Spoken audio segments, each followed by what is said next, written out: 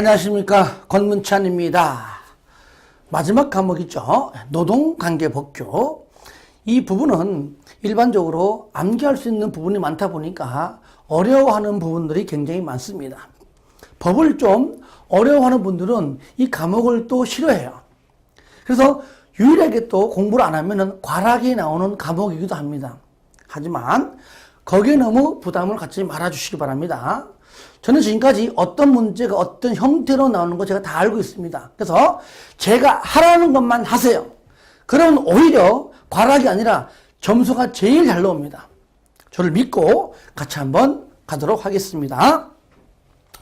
제1장 노동법이다. 노동법이라고 하는 것은 법률 제목 이름이 아닙니다. 그러니까 근로기준법이다, 남녀고용평등법이다, 고령자 고용법이다 등등등등, 즉 노동과 관련된 법률들, 다시 말하면 근로관계법을 우리가 통칭으로 해서 그냥 싸잡아서 노동관계법규인데 줄여가지고 노동법이라고 부르는 겁니다. 그러니까 노동법이라고 하는 법은 없습니다. 아시겠죠? 총괄해서 부른다. 법규의 그냥 총체적 말이다. 아시겠죠? 이거는 하나의 노동법이라고 하는 단일법이 있는 것이 아니고 근로관계를 총괄하는 법. 한마디로 그냥 노동법이라고 부를 뿐이다. 여러분들 책 보시면 쌍가로 1번, 쌍가로 3번, 쌍가로 4번에 방금 제가 말씀드린 내용이 들어 있습니다. 요거는 그냥 용어정의니까 읽으면서 이해하시기 바랍니다. 그래서 우리가 이제 첫 번째 개요.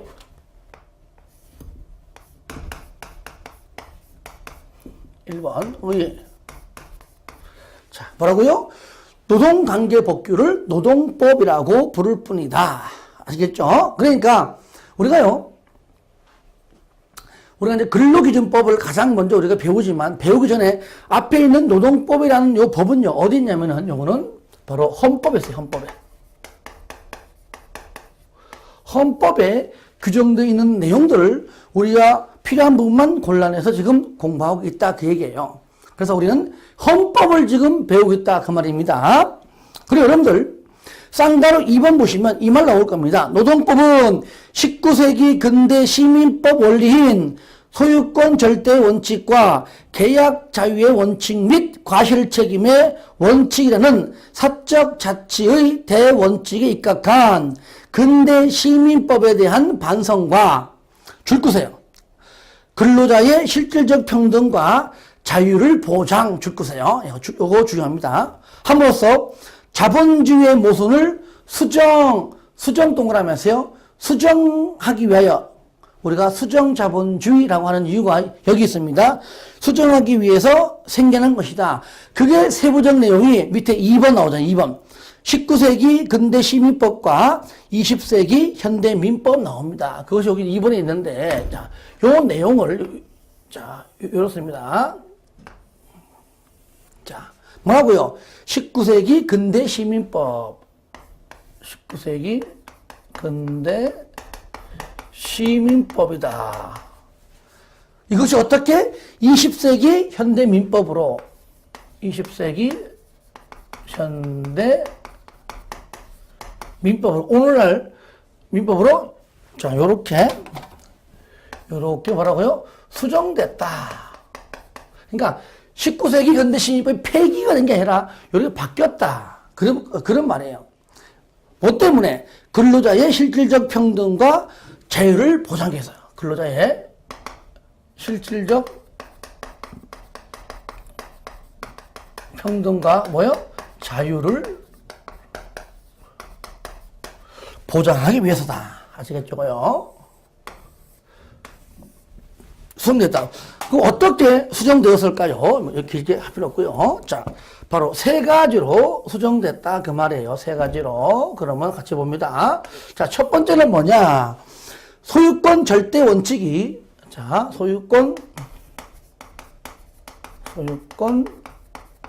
절대의 원칙이, 절대적 소유권 상대의 원칙으로, 소유권 상대의 원칙으로 수정됐다.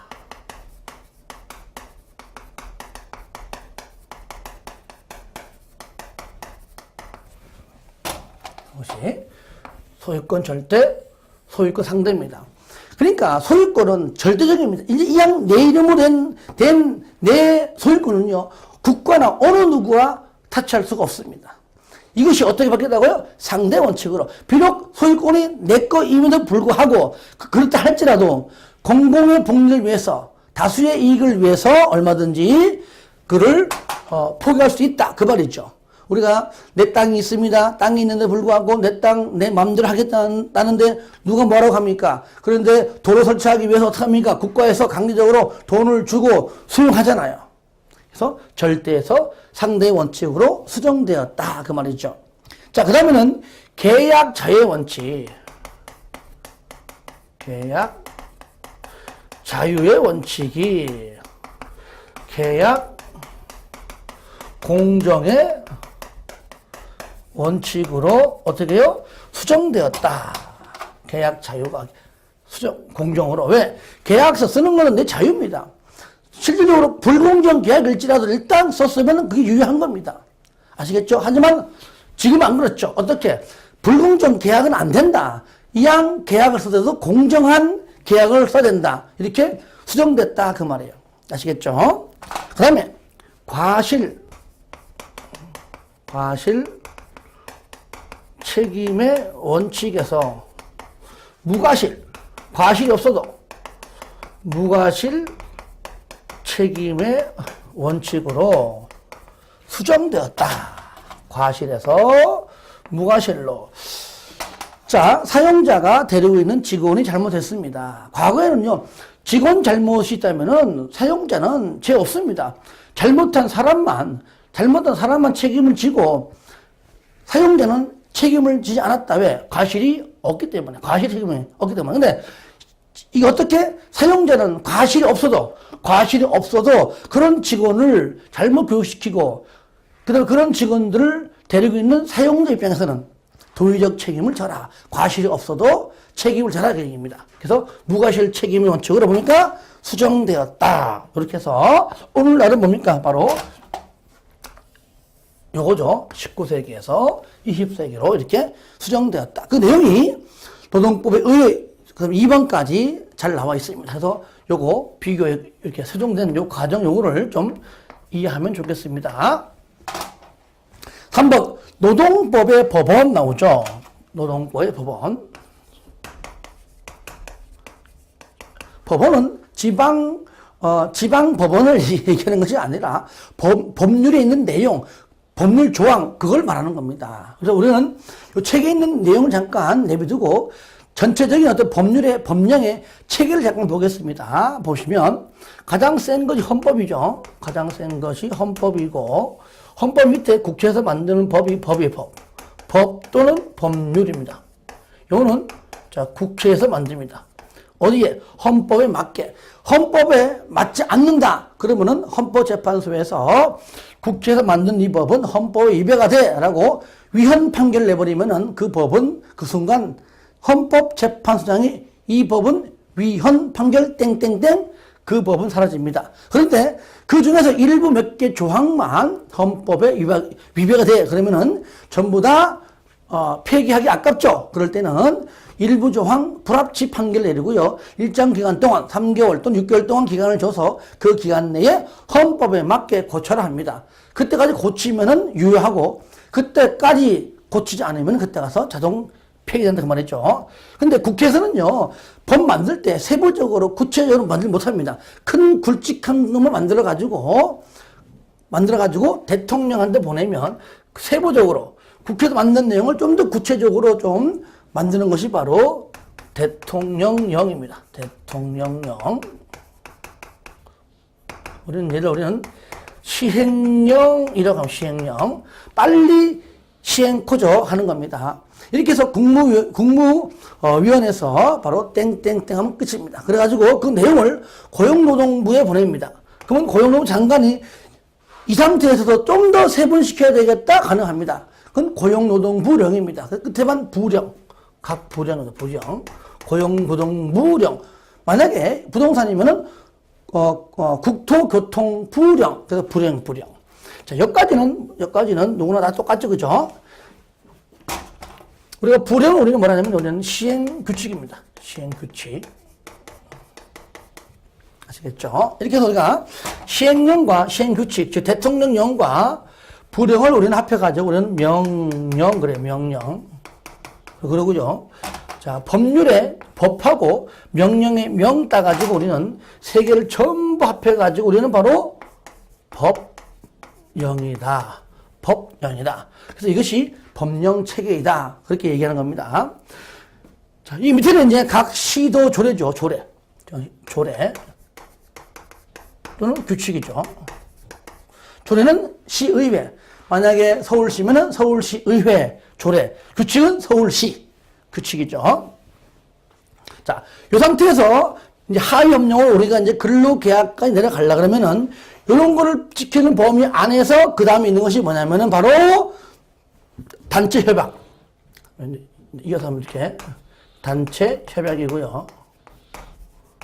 순서가 단체 협약 밑으로 취업 규칙이고요.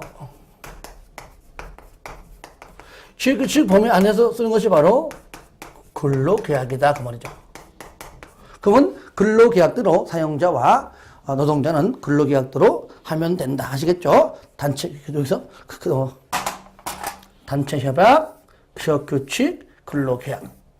이렇게 해서 세 가지가 이어진다. 그래서 기본적으로 이렇게 된다는 것만 알면 되는 겁니다. 이 자체가 시험 나오진 않아요. 그래서 책 보시면 노동법의 법원에서 그냥 쭉 읽어보시고 요렇다는 것만 이해하시고요. 상관 2번 노동법의 해석과 적용. 1번 상위법 우선의 원칙이다. 그렇죠? 상위법과 하위법 충돌하면 무조건 상위법 우선이다. 원칙입니다. 니은 나오죠? 헌법, 그 밑에 법률, 명령. 명령은 여기 시행령과 시행규칙 두 가지를 말하는 겁니다. 그 다음에 취업규칙, 단체협약, 취업규칙, 근로계약이죠. 그럼 근로계약대로 사용자의 지시에 의해서 일을 하면 된다. 그 다음에 두 번째 신법 우선의 원칙. 그죠? 국법보다는 신법이 우선이고요. 그 다음에 세 번째, 특별법 우선. 일반법과 특별법.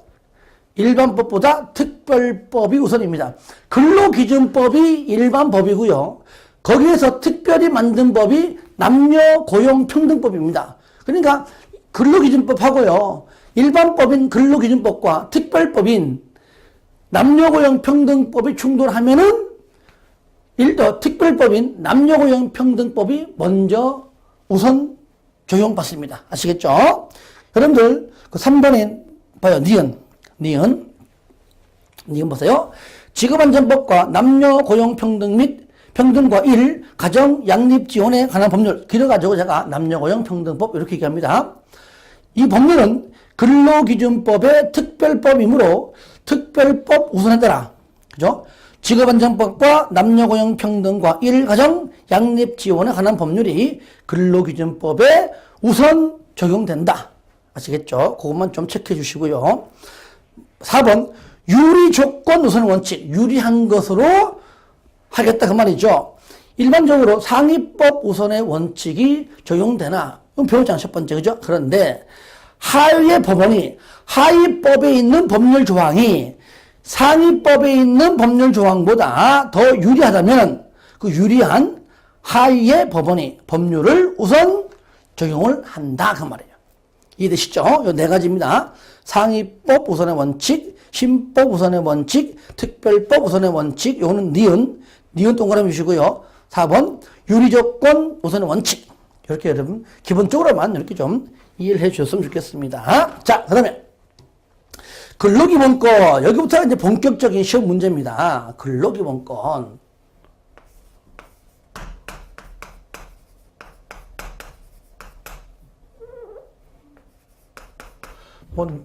노동기본권 마찬가지입니다. 근로기본권, 노동기본권 같은 말이에요. 자, 먼저 1번 의의 개요. 개요 보겠습니다. 자, 개요 보시면 먼저 의의 근로기본권의 그 뜻이 뭐냐? 근로기본권이란 줄 겁니다. 근로자의 생존권 확보를 위하여 헌법이 보장하고 있는 근로자의 기본적인 권리를 말한다. 그래서 근로기본권은 두 개로 나눠집니다. 뭐냐? 근로권과 근로3권입니다. 아시겠죠? 뭐라고요? 근로권과 근로 3권이다. 근로권은 근로기본권이 아니라 근로의 권리. 그러니까 근로기본권 얘가 이렇게 두 가지로 나눠진다 그 말이에요. 하나는 근로권, 요거는 근로의 권리고요. 근로 3권 또는 노동 3권입니다. 뭐가 있었죠? 예. 바로 단결권, 단체 교섭권, 단체 행동권 세 가지를 말하는 겁니다. 2번 나오죠. 근로자는 근로조건의 향상을 위하여 자주적인 근로 3권 뭐라고요? 단결권. 이게 단결권, 단체 교섭권, 단체 행동권 세 가지입니다. 단단단. 기억. 우리나라에서 여러분 잘 여기요. 다음 중 근로 3권이 아닌 것은 이렇게도 물어봐요. 그죠? 너무 쉽다고 우리가 막 넘어가면 안 됩니다. 기억. 우리나라에서는 제헌 헌법 이래 계속하여 줄거세요. 헌법에서 근로 3권을 보장하고 있다. 최고로 센 법에서 헌법에서 근로 3권이 나온다는 얘기입니다. 그렇기 때문에 니은 줄거세요. 헌법상의 규정으로 인해 최고 높은 그 법에 근로 3권의 내용이 이미 들어있기 때문에 하위 법률에 밑에 있는 법 또는 법률에서 적극적인 입법 형성에 근로 3권이 어떻고 저떻고 하위 법에서 국회에서 만들지 않아도 입법 형성에 의하지 아니하고도 그 권리성이 이미 인정된다 그 말이에요. 디귿. 헌법상 근로 3권은 시민법상의 자유주의적 법 원칙을 수정하는 현대적 권리다. 됐죠, 그죠? 자, 두 번째. 사상과 본질인데요. 사상과 본질.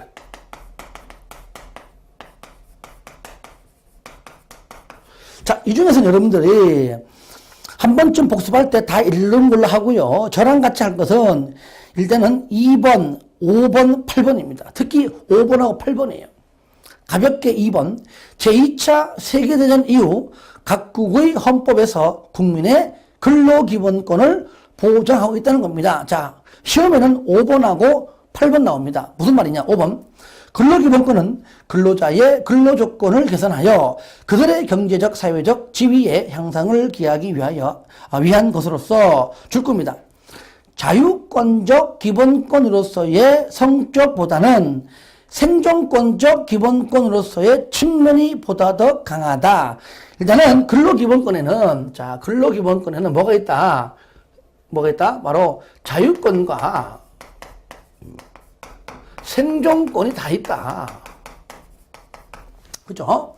물론 일을 하려면은 자유가 있어야 일을 한다. 그죠? 하지만은 자유가 있어야지만은 일을 하는 건 맞지만 자유권과 생존권 둘 중에 누가 더 우선이냐 묻는다면 자유보다 뭡니까? 먹고 살기 위한, 생존하기 위한, 그래서 일을 한다 그 말이죠. 그래서 부동어를 굳이 붙이자면은 둘 다 있지만 그래서 생존권이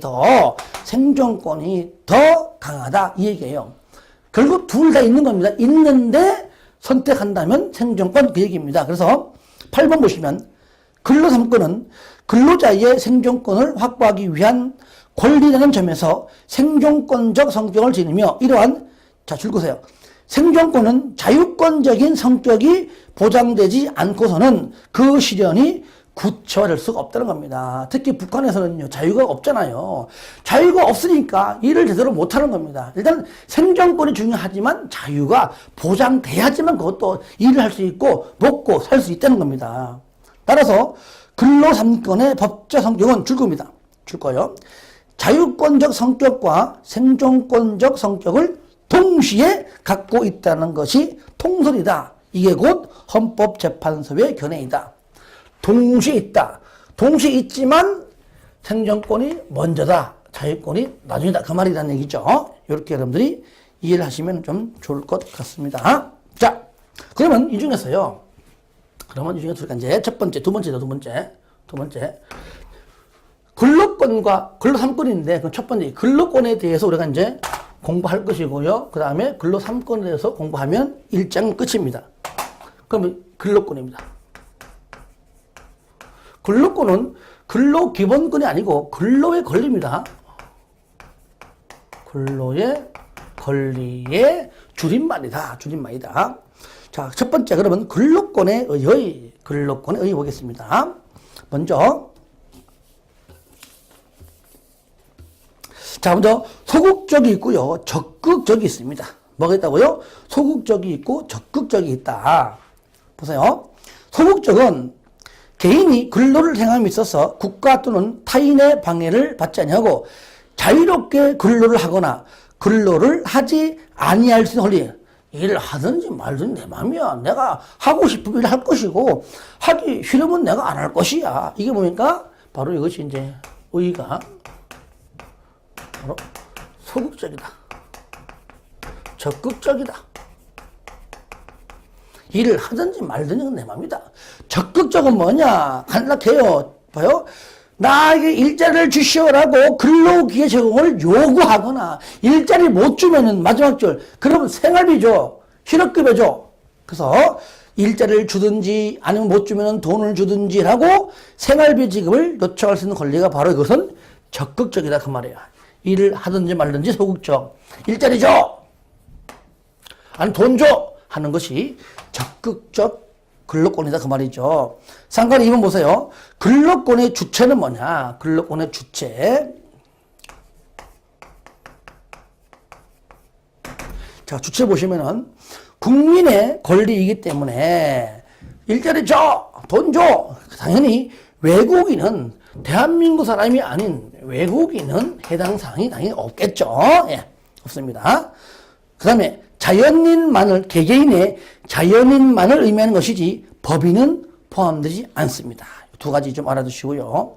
한번 근로권의 내용을 좀 살펴보면은, 자, 본질적인 내용이 있고 파생적 내용이 있어요. 뭐가 있다고요? 근로권의 내용 보시면 여기다 적어볼게요. 근로권의 내용.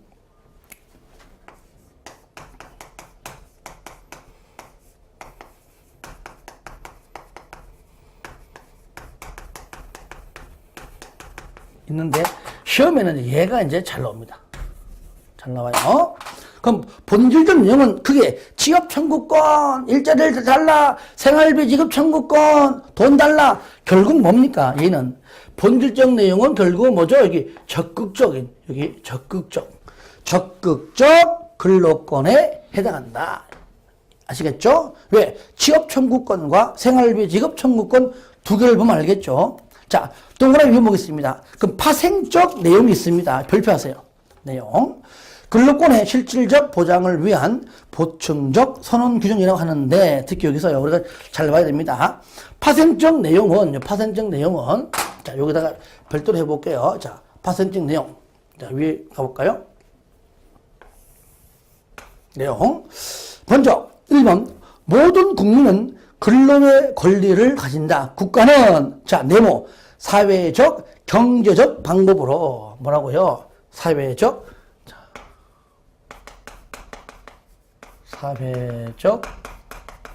경제적 방법이다. 요거 네모 해놓고 네모 안에 들어갈 말이 뭐냐? 요거 잘 나와요. 그래서 사회적, 경제적 방법으로 근로자의 고용의 증진과, 그죠? 고용 증진과 뭡니까? 적정 임금 보장의 노력. 뭐라고요? 자, 적정 임금 보장에, 이거는 노력한 노력. 아시겠죠? 그리고 적정한 임금을 받도록 노력하는 건 노력. 그러니까, 여기, 이거 빼놓고요. 뭐, 최저임금 받도록 노력하면 안 됩니다. 이렇게 바꿔내면 안 돼요. 그 근로자가 그 능력에 맞게 적정한 임금 받도록, 뭡니까? 국가가 노력한 노력. 반드시 적정 임금 받도록 하여야 한다. 아닙니다. 노력. 반드시 하는 게 아니라 노력하는 것이고요. 뒤에 법률이 정하는 바에 의하여 최저임금제를 시행하여야 한다. 뭡니까? 최저임금제는요. 최저임금제는 뭐예요? 임금제는 시행하여야 한다. 그 최저임금제는 시행하여야 한다. 무슨 말입니까? 최저임금제는 시행하지 않으면 최저임금법 위반이에요. 그러니까 반드시 의무적으로 하는 겁니다. 최저임금제를 시행하도록 노력해야 한다면 안 됩니다. 시행해야 한다. 시행하도록 노력하여야 한다.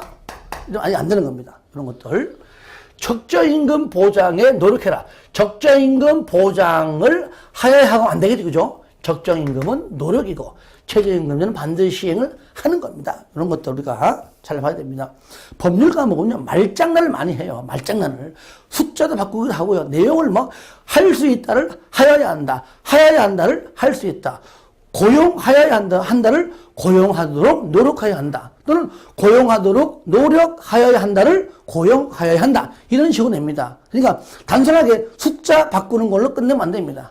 아시겠죠? 그런 것들 내가 다 알고 있는 거니까 공부할 때마다 내가 철저하게 틀리게 나오는 여러 가지 방법들, 시험 위주로 분명히 설명할 테니까 잘 체크해놨다가 정리하면 좋겠습니다. 두 번째는 모든 국민은 근로의 의무를 진다. 국가는 근로의 의무의 내용과 조건을 줄여서 민주주의 원칙에 따라 그냥 뭐라고요? 이거 안 쓸게. 민주주의 원칙 메모하세요. 민주주의 원칙에 따라 법률로 정한다. 당연하죠. 지금 근로조건의 기준, 자 기준 동그라미 했어요. 근로조건의 기준. 기준이 뭡니까? 흐트러진 부분들을 바로 잡아주는 게 기준. 체육 시간에 기준을 하면은 기준 양팔 벌리고 기준하면은 엉망되어 있던 것이 줄로 착착착 맞잖아요. 그러니까 흐트러졌던 근로조건의 기준은 뭘로 정한다? 법으로. 그래서 기준 법률로 정한다. 아시겠죠? 그 다음에 거기에 리을과 미음 묶으세요. 여자의 근로. 그냥 일하는 여성입니다. 여자의 근로, 연소자의 근로, 공통점, 특별한 보호받는다. 아시겠죠? 이거 중요합니다. 여자의 근로, 일하는 여성입니다. 아시겠죠? 연소자의 근로, 바로 특별한 보호를 받는다. 아시겠죠? 요거 중요합니다. 여자의 근로, 연소자의 근로는 뭐라고요? 특별한 보호. 여기서요, 장애인은 해당하지 않습니다. 장애인 없어요. 법에 아예 없습니다. 그리고 여러분들, 연소자라는 말 들어봤죠? 미성년자와 연소자는 정확하게 다른 표현입니다. 자, 연소자라고 하는 것은요, 얘는 만 18세 미만입니다. 아시겠죠? 미성년자는 만 19세 미만입니다. 그러니까 만 18세 미만은 연소자이면서 동시에 미성년자가 맞아요. 어차피 만 19세 미만이 미성년자이기 때문에 거의 포함되는 거니까. 하여튼간에 연소자는 만 18세 미만까지입니다. 그러니까 만 19세는 아닙니다. 만 19세는 미성년자이긴 하지만은 연소자는 아닙니다. 이거 주의하세요. 그러니까 우리가 법을 공부하면서 무조건 만 18세 미만밖에 안 나옵니다. 왜? 여기서는 우리가 연소자. 물론, 연소자인 만 18세 미만도 미성년자이기 때문에 미성년자란 말 나와도 어쨌든 이 범위 안에서 말하는 겁니다. 자, 그 다음에, 비읍, 봐요. 국가유공자, 상위군정, 전몰군정, 봐요. 국가유공자. 국가유공자,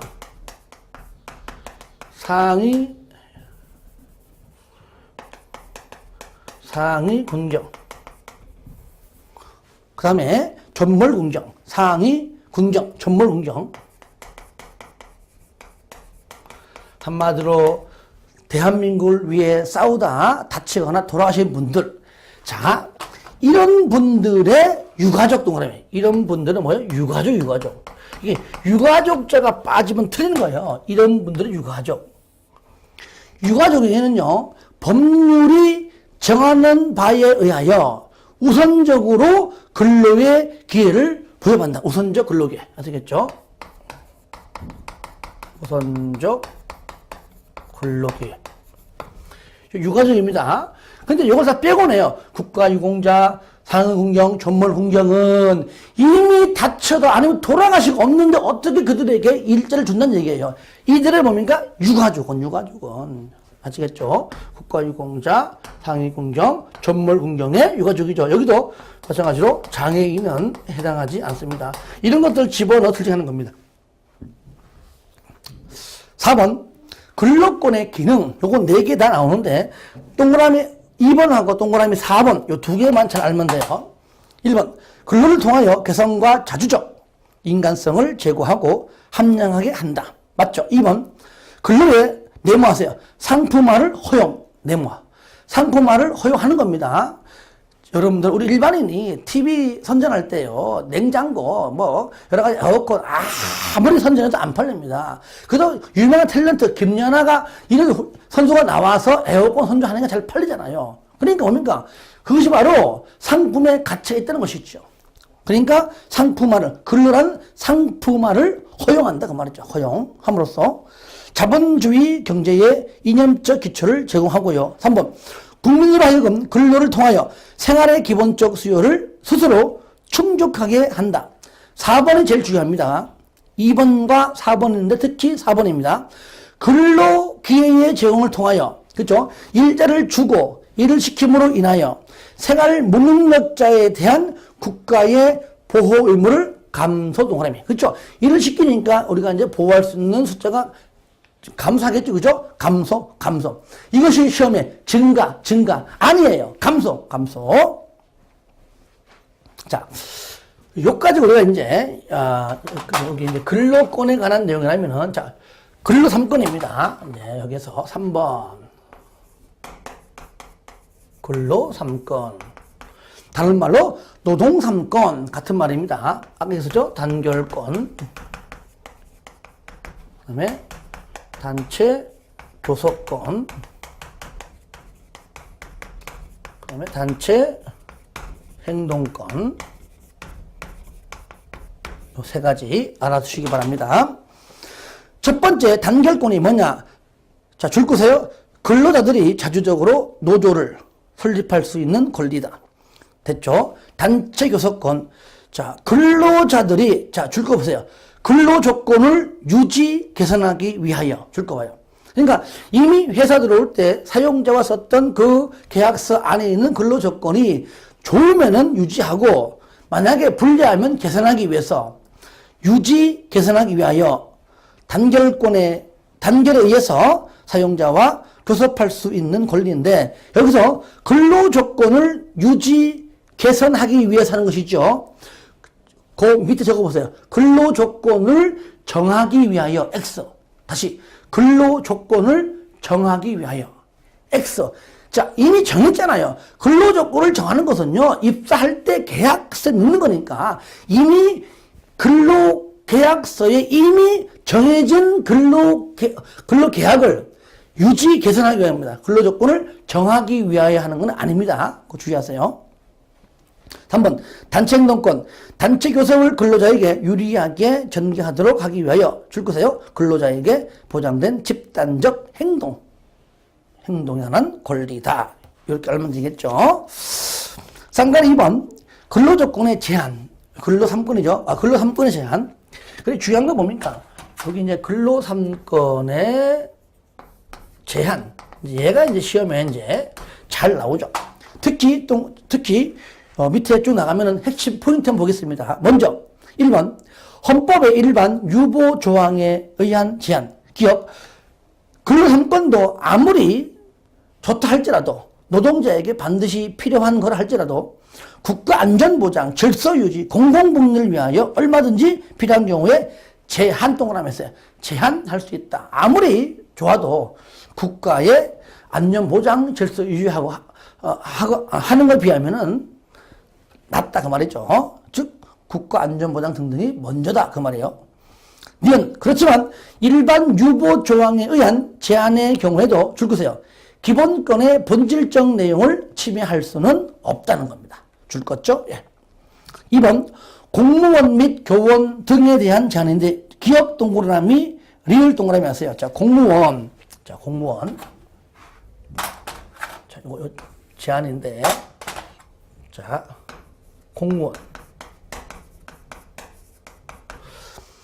공무원은 자 가로 열고 닫고 해보세요.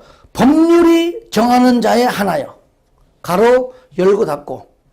법률이 정하는 자 하나요. 단결권, 단체 교섭권, 단체 행동권 갖는다. 즉 근로 3권을 갖는다. 아시겠죠? 그러니까 공무원은요, 공무원은 법률에서, 법률이 뭐요?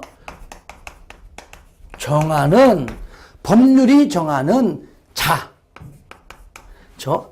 법률이 정하는 얘네들이 하나요, 뭐요?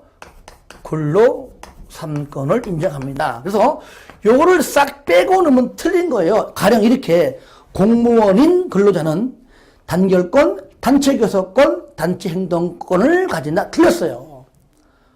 뭐가 빠졌죠? 뭐가?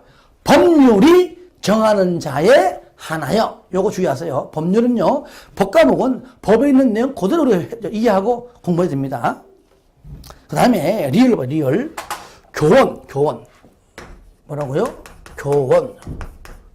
교원은 뭡니까? 이게 보시면 사립학교 교원, 국립학교 교원, 공립학교 교원, 무조건 공립이든 사립이든 교원, 학교 선생님은 바로 단결권과 단체 교섭권만 있고요. 일체의 쟁의행위는 금지된다. 다시 말하면 단체 행동권은 없습니다. 아시겠죠? 교원은 그건 뭐라고요?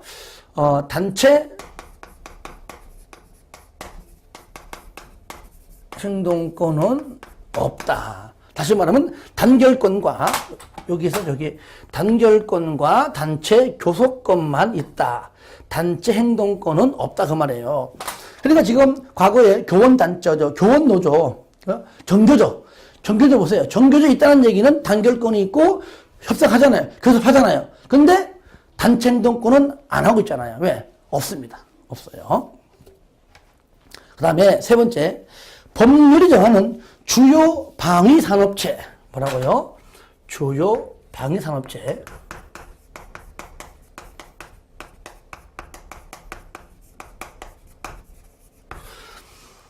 우리 군수물자를 만들고 있는 주요 방위산업체에 종사하는 근로자. 단체 행동권, 요겁니다. 요것도 단체 행동권입니다. 네모하세요. 단체 행동권. 요겁니다. 단체 행동권은 줄겁니다. 법률이 정하는 바에 의하여 이를 제한하거나, 제한 동그라미, 인정하거나, 그러니까 제한할 수도 있고, 인정하지 아니할 수 있다. 그러니까 제한할 수도 있고, 또 인정하지 아니할 수 있다. 의무적이요, 임의적. 그러니까 평상시에는 단체 행동권이 인정됩니다. 제한하지 않아요. 그런데 법률이 정하는 바에 한해서 인정하지 아니할 수도 있고 제한할 수 있다 그 말이에요. 평상시에는 인정하는데 아시겠죠? 만약 유사시에, 전쟁 시에는, 평상시에는 제한하지 않습니다. 그래서 인정해요. 근데 유사시에는, 전쟁할 때는 제한해야 되고, 그죠? 당장 전쟁 터져서 싸워야 되는데 여기서 파업해 보세요. 안 되겠죠, 그죠? 그럴 때는 아무래도 제한하거나 인정하지 아니할 수 있다, 아니할 수 있다. 이무적, 아니한다, X. 아니할 수 있다, 아니할 수 있다. 요겁니다. 그런데 4번 보세요. 방위사업법에 의해 지정된 주요 방위산업체에 종사하는 근로자 중 전력, 용수 및 주로 방산물자, 한마디로 방산물자. 하필이면 이 중에서도 뭡니까? 방산물자다. 방산물자. 한마디로 그냥 무기. 대포, 무기, 수류탄, 이렇게. 방산물자, 무기. 즉, 방산물자를 생산하는 업무에 종사하는 자는 죽으세요. 쟁의행위를 아예 할 수 없다. 그러니까 단체 행동권이 아예 없다가. 아시겠죠? 쟁의행위를 아예 할 수 없다. 단체 행동권이 아예 없다. 그렇죠. 만약에 파업해갖고, 예를 들어요, 단체 행동권 할 때 갑자기 무기 들고 나와서 싸우면 어떡하려고요. 그러니까 아예 안 된다. 그 말이에요. 이해되시죠? 예. 그렇게 여러분들이 이해하면 좋겠습니다. 5번. 경찰, 군인, 소방직, 근로감독관, 교정수사, 공무원에게는 노동상권이 아예 인정되지 않고요. 6번. 국공용기업체와 공공기관의 종사자에 대하여 근로상권을 제한한다는 규정은 현행법상 없다는 겁니다. 여기까지 해서 중요한 것들 위주로 정리하시되 나머지 것들을 정리하면은 얼마든지 우리가 충분히 틀리지 않고 맞출 수 있습니다. 이렇게 해서 법규를 이렇게 하나하나 우리가 정리해 나갈 때 어렵지 않게 정리할 수가 있습니다. 이번 시간까지는 이렇게 노동법에 관한 기본적인 내용 공부했고요. 자, 다음 시간부터는 그 노동관계법규, 노동법 중에 가장 첫 번째 근간을 이루는 법, 근로기준법이죠. 근로기준법부터 본격적으로 공부하도록 하겠습니다.